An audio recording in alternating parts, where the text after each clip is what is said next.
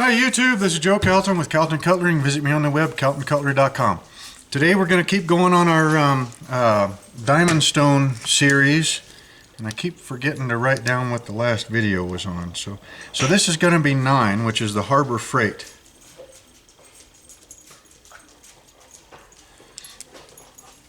Number 8 was the Lansky double-sided diamond stone.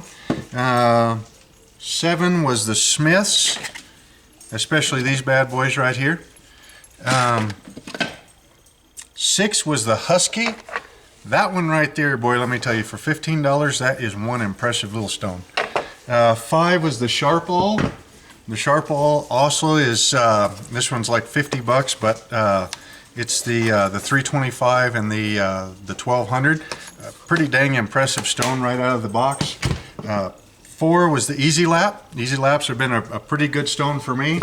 And I can't remember, I think 3 was the DMTs. Number 2 was Why Mess Around with Diamond Stones at All. And number 1 was introducing the whole series. So this is a fun one right here. These ones right here, these are from Harbor Freight. These, I just looked them up, $11, $10.47 if I remember right. You get not 1, not 2, but 4 different sides. All right. They do have the interrupted surface, but their interrupted surface is quite a bit different than the other ones. The depth of the holes is quite a bit more. You might not. Well, no, that probably won't let you see it. But let's say that's the old worn out one. So let's take this one. You can see how deep those scallops are compared to the Smiths. The Smiths, I mean, it's just like, oh, I don't know, they might be 10 thousandths if they're lucky. This Harbor Freight one, they're more like 40 or 50 thousandths deep. I mean, they're pretty deep scallops there. Now this stone is one that I really don't use these as sharpening stones all that much. I use these to dress other stones, okay? If you have a water stone, you know, your soft water stones, they'll dish pretty easy. And so when you get done honing like a straight razor or something on a water stone, you really ought to go ahead and dress the face of that stone with another stone. Now, I've seen dressing stones, you know, especially from like the straight razor places, and they want an awful dang lot of money for those dressing stones or lapping plates. And I don't know about you guys, but I really have a hard time spending, you know, $100, $150 on a diamond stone that I'm going to use to rub up against another rock. That just kind of seems odd to me, okay? These things right here, $10.47, guess what? They've ripped the face of a water stone off just as fast as, you know, as my old Smith stone. And even that one wasn't very much money even when it was brand new. So these stones right here, I really don't have a whole lot of experience with using them on knives. Most of the time, like I said, I just use them for dressing other stones or for work that I don't want to damage my other stones. Like let's say I want to sharpen up a really mangled chisel, which honestly, you know, me being a knife maker, if I want to sharpen up a really mangled chisel, I'm going to put it on a belt grinder, do the majority of my work there, then put it on a Norton crystalline stone, get the rest of the heavy lifting done there, and then finish it on a diamond or, you know, a water stone or whatever it is that I needed to do. So what we're going to do today, now like I said, this stone right here is pretty much brand new. I mean, I bought it 4 years ago, 12/4/20, but I really don't use them all that much. So we are going to take the little razor blade and we're going to run it across all four surfaces, which we've got a 200, a 300, a 400, and a 600, which that's another kind of an odd thing. Those grits are all really close together. I mean, that Sharpening is a 325 and a 1200. That Husky, it was, well, no, it's the same thing. It's a 400 and a 600. I think the Easy Lap is a 400 and 600. The Lansky was a 280 and a 600. So to have you know, these grits spaced 100 grit apart, that's kind of an odd thing. But anyway, so we're going to go with the 200.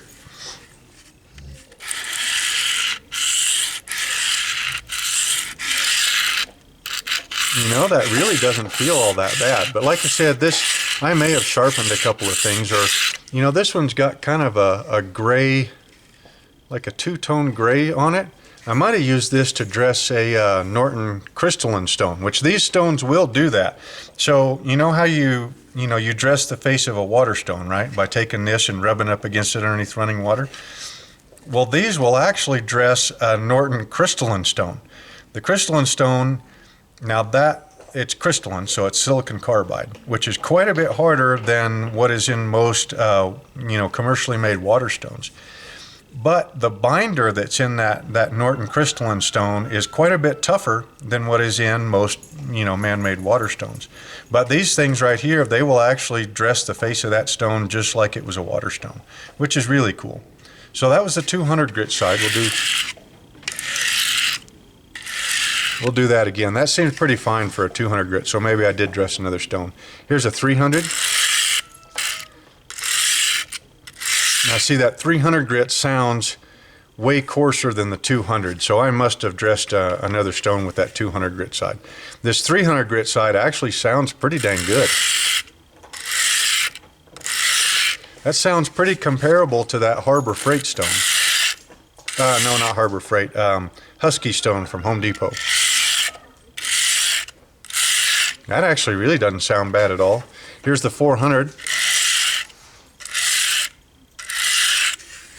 You know, I don't believe these have ever seen a knife.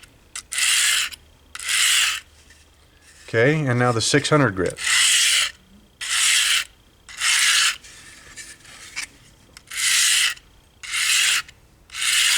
You know, those really do not sound bad at all, and they don't feel bad. They've got that that same kind of tinny or, kind of hollow plasticky type feel, like the Smiths and that Husky and the Lansky do, and even, no, not quite so much the Easy Lap, just because it's a thin metal plate on top of plastic. So they don't feel as solid as the DMTs or the Sharpalls. But the abrasion on that little knife felt pretty good. So let's go ahead and so I'm going to say that the 3, 4, and 600 grits, that's actually an unboxing, even though, those are, fresh stones, right out of the package. And I think I dressed a Norton crystalline with the 200 grit side. So the last video we took, we put a fresh edge on this little Damascus, bench knife here. So let's go ahead and take that off. So it's completely gone. The only reason it's kind of sort of cutting is because it's nice and thin. All right. Now let's take that 300 grit side.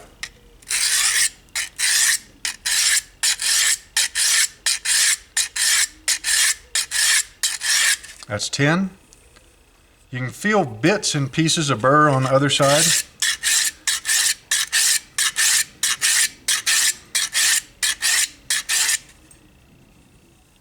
Feel bits and pieces of burr on that side.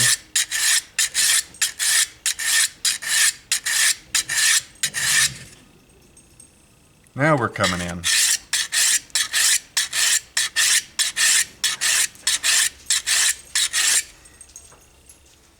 I think one more time both ways.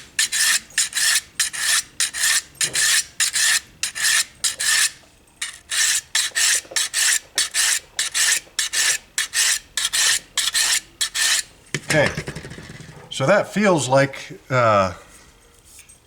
we are two, that both sides are meeting. And it is. I don't see, you won't be able to see it, but there's no light reflecting off the edge. There's our 300 grit side. Let's take some of the trash off of there. Now we'll lighten up our pressure and then reduce our number of strokes in between the sides. We're just kind of refining that burr a little bit, getting it ready to remove it. Okay, now let's really lighten it up.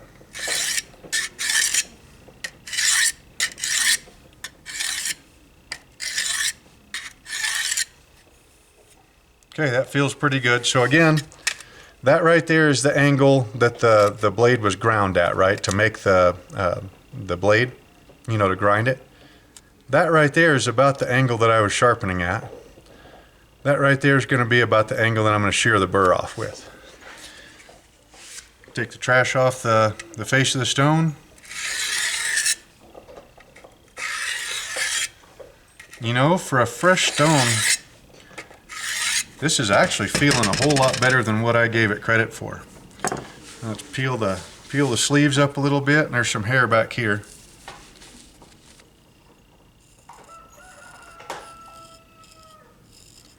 Now it's taking them.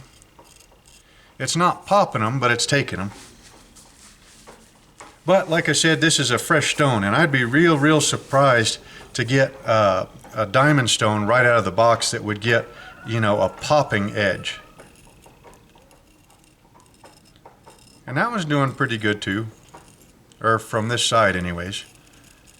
It's taking them, but it's not popping them, which is just fine. I mean, I'm sure that you sharpen another. Felt something wet on my arm there. I thought I took some blood. You know, you sharpen another dozen or, you know, 2 dozen knives on whichever side of this, and that stone should settle right down and start giving you some really nice edges. But I will say that I am kind of surprised at that. I don't remember this stone being that good right, you know, right out of the box. Of course, I did buy this one like 10 years ago or so, and I'm a much better knife sharpener now than what I was 10 years ago. So it could be some of that. It could be some of, you know, maybe this one, maybe their quality control's getting better.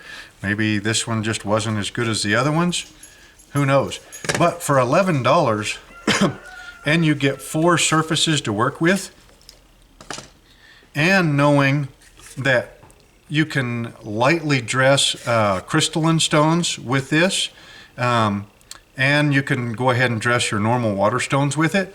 You know, that is one heck of a deal. I mean, even if you don't use the thing for sharpening your normal, your normal EDCs, kitchen knives, stuff like that, even if you just use it kind of as a beater type stone,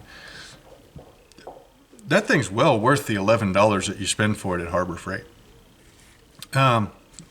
And it'll be interesting when I have the microscope day.